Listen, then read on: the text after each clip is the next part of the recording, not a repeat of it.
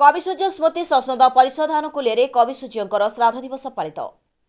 कविसूर्य नगर स्थित कविसूर्य स्मृति संसद पक्षर समाजसेवी तथा उपदेष्टा इंग माहेश्वरी तोरा सभापतित्व कविसूर्य बलदेव रथों श्राद्ध दिवस अनुष्ठित हो जाए। मुख्य अतिथि भाव गंजाम जिला बीजेडी कला और सांस्कृतिक विभाग संचालक ब्रजसुंदर मल्लिक, मुख्य वक्ता शरद चंद्र डाकुआ, प्रतिष्ठाता प्रोफेसर कैलाश नाथ स्वयं प्रमुख मंच आसीन अतिथि वृंदों द्वारा प्रदीप प्रज्वलन विधिपूर्वक पूजा अर्चना कार्य अनुष्ठित होता।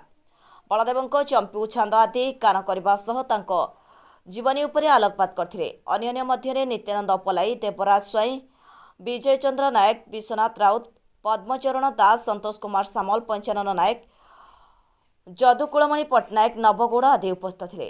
सेपरी बस स्टाण्ड स्थित कविसूर्य प्रतिभा परिषद सभापति बी चिरंजीव पात्रों द्वारा परिषदस्थ प्रतिमूर्ति एवं आईबी छकस्थ प्रतिमूर्ति माल्यार्पण और प्रदीप प्रज्वलन दीनबंधु रथों द्वारा मंत्रपाठ और विधिपूर्वक पूजन प्रसाद सेवन कर अनुष्ठान संपादक रामनाथ माझी, उपसभापति सुभाष चंद्र त्रिपाठी, कोषाध्यक्ष विपिन बिहारी शतपथी और सदस्य गणपति साहू, दंडपाणी मिश्र, भास्कर रथ, महेश्वर तोलाई, विश्वनाथ स्वाई और सहर भद्र व्यक्तिवृंद उपस्थित थे।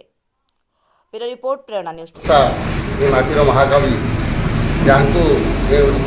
जाति वर्तमान पर्यंत उपयुक्त सम्मान दे पारि नाही, ताहा एक क्षोभ परितापर विषय। अन्य कवि मानक जो भली गुरुत्व दि जाइछि आज से भली गुरुत्व मिल पारि नाही। तेणु आधुनिकतार स्पर्शरे भी सी निजर कविता रुद्धिमंत करथिले, जदिओ से रीतिजुगर शेष कवि हिसाब से परिगणित करा जाए। कविंकर पादरे मोर कोटि कोटि प्रणाम। जाओ बड़ खुशी लगुच ये जो स्मृति आमर कविसूर्य बलदेव स्मृति परिषद ये जो आमर महान कविंकर ये को पालन कर बहुत धन्यवाद दूची। जाओ बड़ खुशी कथा आउटी न कले आमर यही अनुष्ठान महान कविंकर तिरोधान अवसर एम जो आयोजन कर समापन कर शोक सभा कर धन्यवाद दूची।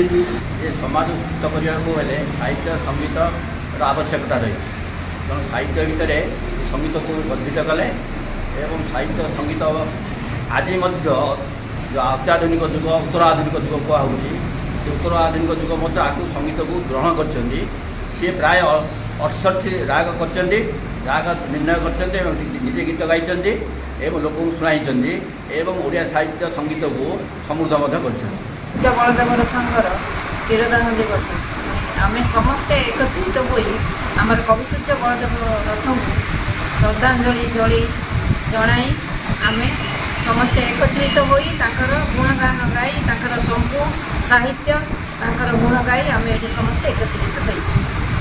कविसूर्य बलदेव रथ एक सुनाम धन्य कवि किंतु बण फूल बणरे मल्ली बणरे फुटिगले बणरे मौलिला पर आमर समाज ताको कौन सी दृष्टि भल दृष्टि बर्तमान पर्यटन देखे। तेणु आमर जो संसद माध्यम आम अहरह चेष्टा करूँ कविंकर जो अमूल्य बाणी आम समाज भीतर पहुँचे।